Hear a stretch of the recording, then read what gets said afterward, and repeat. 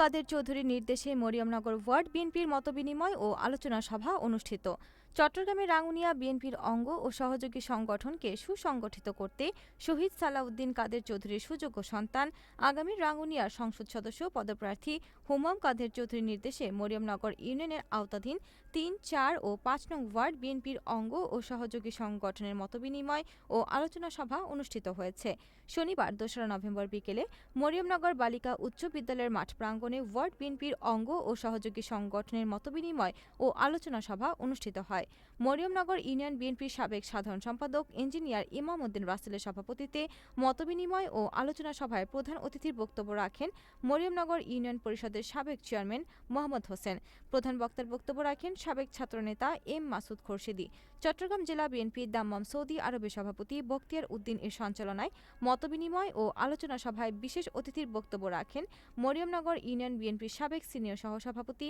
মাহবুব member, Mariamnagar union বিএনপির সাবেক সাংগঠনিক সম্পাদক জালাল উদ্দিন মেম্বার, উপজেলা বিএনপির সাবেক যুগ্ম আহ্বায়ক সিরাজুল ইসলাম মেম্বার, মরিয়মনগর ইউনিয়ন যুবদলের সদস্য সচিব মোহাম্মদ করিম শাহ, যুগ্ম আহ্বায়ক মোহাম্মদ রিয়াদ হোসেন, মরিয়মনগর ইউনিয়ন শ্রমিকদের সভাপতি আব্দুল জলিল, সাধারণ সম্পাদক নাজিম উদ্দিন, বিএনপি নেতা নুরুল আমিন, দুলাল হোসেন, যুবদলের নেতা আরিফুল ইসলাম, সাজ্জাদ হোসেন, সালাউদ্দিন, হেলাল উদ্দিন, আরিফুর রহমান, ছাত্রদলের নেতা রবিউল হাসান প্রমুখ। এ সময় সকলকে আগামী সংসদ নির্বাচনে হুমাম কাদের চৌধুরীর নেতৃত্বে ঐক্যবদ্ধ